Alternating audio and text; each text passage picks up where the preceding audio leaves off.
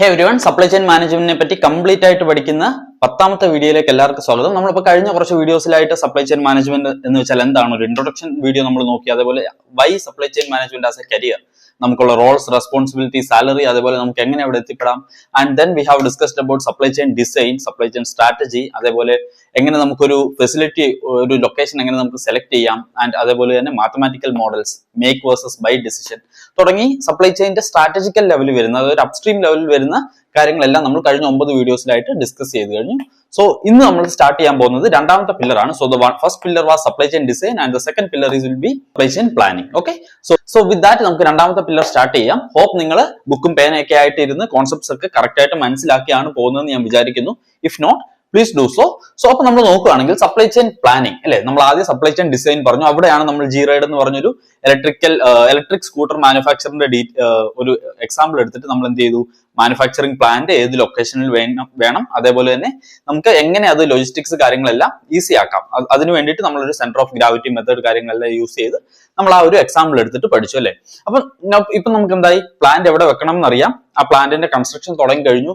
അടുത്തത് നമ്മൾ എന്താണ് നോക്കേണ്ടത്, ഓക്കെ, ഈ പ്ലാന്റ് അപ്പ് ആൻഡ് റണ്ണിങ് ആയി കഴിഞ്ഞാൽ, ഈ പ്ലാന്റ് അവിടെ കൺസ്ട്രക്ട് ചെയ്ത് ബിൽഡിങ്ങും കാര്യങ്ങളും മെഷീനറീസ് എല്ലാം ആയി കഴിഞ്ഞാൽ നെക്സ്റ്റ് നമുക്ക് എങ്ങനെ കാര്യങ്ങൾ പ്രൊഡ്യൂസ് ചെയ്യാം, എങ്ങനെ അത് കസ്റ്റമേഴ്സിന്റെ അടുക്കലായിട്ട് എത്തിക്കാം. അപ്പൊ അതാണ് ബേസിക്കലി സപ്ലൈ ചെയിൻ പ്ലാനിംഗ് എന്ന് പറയുന്ന രണ്ടാമത്തെ പില്ലറിനകത്ത് വരുന്നത്.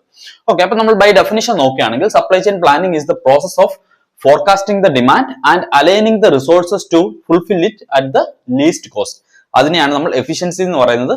വിത്ത് ദ ബെസ്റ്റ് സർവീസസ്, അതിനെയാണ് നമ്മൾ റെസ്പോൺസീവ്നെസ് എന്ന് പറയുന്നത്. അതായത് process of forecasting the demand, നമുക്ക് എത്ര ക്വാണ്ടിറ്റി, എത്ര യൂണിറ്റ്സ് പ്രൊഡ്യൂസ് ചെയ്യണം എന്നറിയണം. ഓക്കെ, അതിന് നമുക്ക് എന്ത് ചെയ്യണം, നമുക്കൊരു ഫോർകാസ്റ്റിംഗ് വേണം, ഒരു പ്രഡിക്ഷൻ വേണം. എന്ത്, ഇത്ര ആയിരിക്കും നമ്മൾ ഈ ഒരു ക്വാർട്ടറിലേക്ക്, അല്ലെങ്കിൽ ഈ ഒരു വർഷത്തേക്ക്, അല്ലെങ്കിൽ ഈ ഒരു മാസത്തേക്ക് നമ്മൾ പ്രൊഡ്യൂസ് ചെയ്യേണ്ട ക്വാണ്ടിറ്റി എന്നുള്ളൊരു ഐഡിയ വേണം. അതാണ് first element of the definition, forecasting the demand. And രണ്ടാമത്തേതാണ് aligning the resources to fulfil it. അതായത് ഡിമാൻഡ് കിട്ടിക്കഴിഞ്ഞാൽ, ഓക്കെ, ഫോർ എക്സാമ്പിൾ 100 യൂണിറ്റ്സ് ഈ മാസത്തേക്ക് വേണം എന്ന് നമുക്ക് മനസ്സിലാക്കി കഴിഞ്ഞാൽ ബാക്കി എല്ലാ ഫംഗ്ഷൻസും നമ്മൾ അതിനുമായിട്ട് അലൈൻ ചെയ്യണം. ഇറ്റ് ക്യാൻ ബി പ്രൊഡക്ഷൻ ഒരു ഫംഗ്ഷൻ ആണല്ലോ, അപ്പൊ അവിടെയുള്ള കാര്യങ്ങളെല്ലാം നമ്മൾ അതിനുമായിട്ട് അലൈൻ ചെയ്യണം. രണ്ടാമത് പ്രൊക്യൂർമെന്റ്, റോ മെറ്റീരിയൽ നമ്മൾ പ്രൊക്യൂർ ചെയ്യണമല്ലോ, അപ്പം ആ ഫംഗ്ഷൻ നമ്മൾ അതിനുവേണ്ടി എന്താണ് അലൈൻ ചെയ്യണം. മൂന്നാമത്തേതാണ് ഇൻവെന്ററി മാനേജ്മെന്റ്, ഇതെല്ലാം പ്രൊഡ്യൂസ് ചെയ്ത് കഴിഞ്ഞാൽ നമുക്ക് എവിടെയെങ്കിലും സ്റ്റോർ ചെയ്യണമല്ലോ, അത് നമ്മൾ നോക്കണം. And then followed by logistics, അതേപോലെ കസ്റ്റമറിന്റെ കയ്യിൽ അത് എത്തിക്കുന്നത്, ആൻഡ് ദെൻ പേയ്മെന്റ്. അപ്പോൾ ഈ പറഞ്ഞ കാര്യങ്ങളെല്ലാം നമ്മൾ അലൈൻ ചെയ്യണം. അപ്പൊ ഈ സപ്ലൈ ചെയിന്റെ അകത്ത് വരാത്ത വേറൊരു കാറ്റഗറി, ഒരു ലെയർ എന്ന് പറയുന്നതാണ് മാർക്കറ്റിംഗ് ആൻഡ് സെയിൽസ്. അപ്പൊ അതെന്ത് പറ്റും, ഈ സെയിൽസ് ടീം നമ്മൾ ഈ ഡിമാൻഡ് ഫോർകാസ്റ്റ് ചെയ്യുമ്പോൾ തന്നെ അവരുടെ മാർക്കറ്റിംഗും അതേപോലെ ലീഡ് ജനറേഷനും കാര്യങ്ങളെല്ലാം സ്റ്റാർട്ട് ചെയ്യണം. ഓക്കെ, സോ അപ്പൊ നിങ്ങൾക്ക് ഈ ഒരു ഡെഫിനേഷൻ മനസ്സിലായെന്ന് ഞാൻ വിചാരിക്കുന്നു. Process of forecasting the demand and aligning the resources to fulfil it at the least cost. അതായത് ഏറ്റവും കുറഞ്ഞ ചെലവിൽ നമുക്ക് എങ്ങനെ ഈ റിസോഴ്സ് എല്ലാം അലൈൻ ചെയ്തുകൊണ്ട് ആ ഡിമാൻഡ് ഫുൾഫിൽ ചെയ്യാം, and with the best services. Okay, നമ്മൾ കോസ്റ്റ് കുറച്ചു എന്ന് പറഞ്ഞിട്ട് ഒരിക്കലും കസ്റ്റമേഴ്സിന് ഒരു ഡിസാറ്റിസ്ഫാക്ഷൻ ഉണ്ടാവാൻ പാടില്ല. ഓക്കെ, സോ വിത്ത് ദാറ്റ് നമ്മൾ ഒബ്ജക്റ്റീവ് നോക്കുകയാണെങ്കിൽ obviously the first one will be meet the customer demand. നമുക്കൊരു 100 യൂണിറ്റ് ആണ് നമ്മളുടെ ഡിമാൻഡ് വന്നിരിക്കുന്നതെങ്കിൽ we should meet that demand. And the second objective എന്ന് പറയുന്നത് optimise the use of resources. Resources can be natural resources ആവാം, അതല്ലെങ്കിൽ human resources ആവാം, അതല്ലെങ്കിൽ നമ്മുടെ അസറ്റും കാര്യങ്ങളെല്ലാം ആവാം. അപ്പൊ അത് നമുക്ക് എങ്ങനെ ഒപ്റ്റിമൈസ് ചെയ്യാം. ഒപ്റ്റിമൈസ് ചെയ്യാന്ന് പറഞ്ഞാൽ ഏറ്റവും കുറഞ്ഞ ചെലവ് വരുന്ന രീതിയിൽ നമുക്ക് അതെങ്ങനെ യൂസ്ഫുൾ ആയിട്ട് യൂസ് ചെയ്യാം എന്നാണ് ഈ രണ്ടാമത്തെ ഒബ്ജക്റ്റീവ് പറയുന്നത്. ആൻഡ് മൂന്നാമത്തേതാണ് align all the supply chain functions അല്ലെ, ഇൻവെന്ററി മാനേജ്മെന്റ്, പ്രൊക്യൂർമെന്റ്, അങ്ങനെയുള്ള എല്ലാ ഫംഗ്ഷൻസും നമ്മൾ അലൈൻ ചെയ്യേണ്ടതായിട്ടുണ്ട്.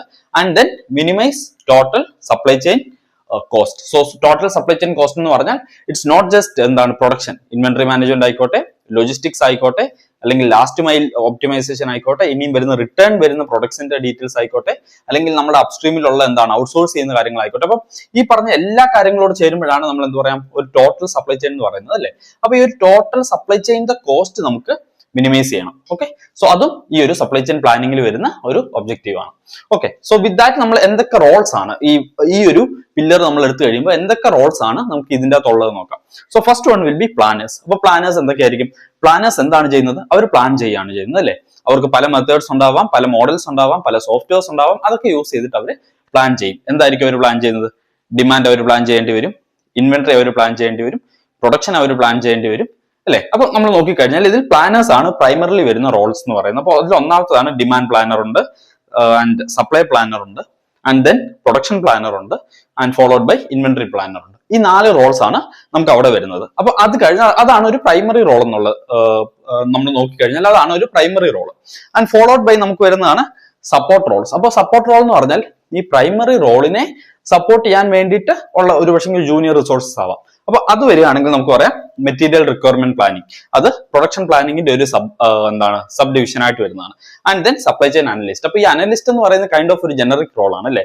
അപ്പൊ ഡിമാൻഡ് പ്ലാനറിന്റെ കീഴിൽ ഒരു അനലിസ്റ്റ് വരാം, അതുപോലെ ഇൻവെന്ററി അനലിസ്റ്റ് വരാം. അവർ ബേസിക്കലി എന്താണ് ഈ വരുന്ന ഡേറ്റ, നമുക്ക് ഈ ഡിമാൻഡ് ഒക്കെ പ്ലാൻ ചെയ്യണമെങ്കിൽ ഡേറ്റ വേണമല്ലോ. അപ്പൊ ഈ വരുന്ന ഡേറ്റ എന്ത് ചെയ്യും, ക്ലീൻ ചെയ്യുന്നതാവാം, അല്ലെങ്കിൽ അത് സ്റ്റാൻഡർഡൈസ് ചെയ്യുന്നതാവാം. അപ്പൊ അങ്ങനെയുള്ള കാര്യങ്ങളൊക്കെ ആയിരിക്കും. അല്ലെങ്കിൽ മാർക്കറ്റിംഗ് ടീമിന്റെ കൂടെ ക്ലോസ് ആയിട്ട് വർക്ക് ചെയ്യുന്നതാവാം. അപ്പൊ അതൊക്കെ ആയിരിക്കും അവരുടെ ഒരു റെസ്പോൺസിബിലിറ്റി എന്ന് പറയുന്നത്. ഓക്കെ, സോ അപ്പൊ നിങ്ങൾക്ക് ഈ റോൾസും ഈ ഒരു പില്ലറിൽ ഇൻക്ലൂഡ് ആയിരിക്കുന്ന റോൾസ് എന്താണെന്നും മനസ്സിലായെന്ന് വിചാരിക്കുന്നു. സോ അടുത്തതാണ് 7 elements of supply chain planning. അതായത് ഈ പറഞ്ഞ 7 എലമെന്റ്സ് കൂടെ ചേർന്ന് കഴിയുമ്പോഴേ നമുക്ക് സപ്ലൈ ചെയിൻ പ്ലാനിങ് കംപ്ലീറ്റ് ആയി എന്ന് പറയാൻ പറ്റും. So it starts with demand planning.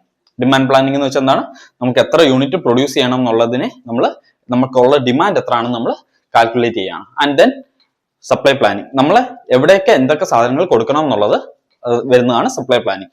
Followed by sales and operations planning, then production planning, and then procurement planning, and then inventory planning, and then logistics and warehouse planning. So ഇത് ഇത്രയും plan ചെയ്ത് കഴിയുമ്പോൾ സത്യം പറഞ്ഞ ഈ പറഞ്ഞതെല്ലാം supply ചെയിന്റെ ഓരോ pillars ആണ്, സപ്ലൈ ചെയിന്റെ ഓരോ ഫംഗ്ഷൻസ് ആണ് നമ്മൾ ഈ എഴുതിയേക്കുന്നതല്ല അല്ലെ. അപ്പൊ ഈ പറഞ്ഞ ഫംഗ്ഷൻസ് എല്ലാം നമ്മൾ പ്ലാൻ ചെയ്തിട്ടാണ് അടുത്ത എക്സിക്യൂഷനിലോട്ട് പോകുന്നത്. അപ്പൊ ഡിമാൻഡ് കിട്ടിക്കഴിഞ്ഞാൽ നമുക്കറിയാം സപ്ലൈ എങ്ങനെ വരണം, അല്ലെ സെയിൽസ് ആൻഡ് ഓപ്പറേഷൻസ് എങ്ങനെ വരണം, പ്രൊഡക്ഷൻ എത്ര ക്വാണ്ടിറ്റി വേണം, പ്രൊക്യൂർമെന്റ് റോ മെറ്റീരിയൽ എത്രയും നമ്മൾ പ്രൊക്യൂർ ചെയ്യണം, ഇൻവെന്ററി നമ്മുടെ ഇൻവെന്ററി അല്ലെങ്കിൽ വെയർ ഹൗസസ് എവിടെയൊക്കെ വരണം, അവിടെ എത്രയായിരിക്കണം നമ്മുടെ inventory capacity, and then logistics and warehouse. അതായത് ലോജിസ്റ്റിക്സ് നമ്മുടെ തേർഡ് പാർട്ടി ലോജിസ്റ്റിക്സ് ആണെങ്കിൽ അങ്ങനെ, അതല്ല നമ്മൾ ഡയറക്റ്റ് കസ്റ്റമറിലേക്ക് എത്തിക്കുകയാണെങ്കിൽ ഏതൊക്കെ ചാനൽസ് വഴിയാണ് നമ്മൾ അത് എത്തിക്കേണ്ടതെന്ന്. അപ്പം ഈ പറഞ്ഞ ഇത്ര എലമെന്റ്സ് നമ്മൾ നേരത്തെ പ്ലാൻ ചെയ്യും. അപ്പൊ നമ്മൾ ഒരു സ്റ്റെപ്പ് കൂടെ ഒന്ന് പുറകിലോട്ട് എടുത്തു കഴിഞ്ഞാൽ നിങ്ങൾക്ക് മനസ്സിലാവും. First pillar was supply chain design അല്ലെ. നമ്മുടെ പ്ലാന്റ് എവിടെ വരണം, അതേപോലെ നമ്മളുടെ ലൊക്കേഷനിൽ ഏതൊക്കെ ലൊക്കേഷനിലാണ് നമുക്ക് കസ്റ്റമേഴ്സ് ഉള്ളത്, അതെല്ലാം നമ്മൾ ഐഡന്റിഫൈ ചെയ്യുന്നതായിരുന്നു സപ്ലൈ ചെയിൻ ഡിസൈൻ എന്ന് പറയുന്നത്.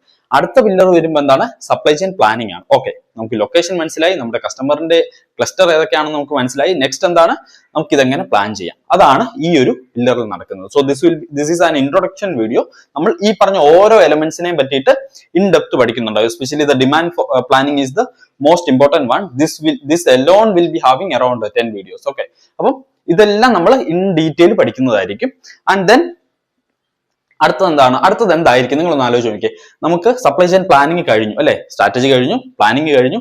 അടുത്തതെല്ലാം വരുന്നത് എക്സിക്യൂഷൻ ആയിരിക്കും. ജസ്റ്റ് എന്ത് ചെയ്യണം, എവിടെ എന്ത് ചെയ്യണമെന്ന് മനസ്സിലാക്കി കഴിഞ്ഞാൽ പിന്നെ അത് ചെയ്യാന്നുള്ളതേ ഉള്ളൂ അല്ലെ. അപ്പം ഇതാണ് സപ്ലൈ ചെയിൻ പ്ലാനിങ്ങിന്റെ ഒരു ഓവർവ്യൂ എന്ന് പറയുന്നത്. സോ അടുത്ത വീഡിയോയിൽ നമ്മൾ ഡിമാൻഡ് പ്ലാനിങ് വെച്ച് സ്റ്റാർട്ട് ചെയ്യുന്നതായിരിക്കും. സോ അതുവരേക്കും thanks for watching. Stay tuned. By.